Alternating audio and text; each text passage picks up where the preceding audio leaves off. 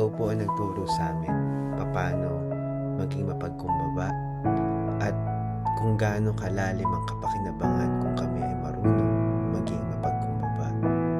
Kailangan po namin ito, Panginoon, dahil may mga pagkakataon na kailangan po kaming humingi ng tawad o magpatawad para maayos po, Panginoon, ang aming mga relasyon. Sabi niyo sa Matthew 5:9, God blesses those who work for peace, for they will be called the children of God.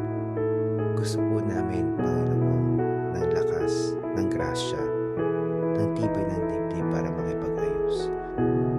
Kadalasan po, pride ang pumipigil.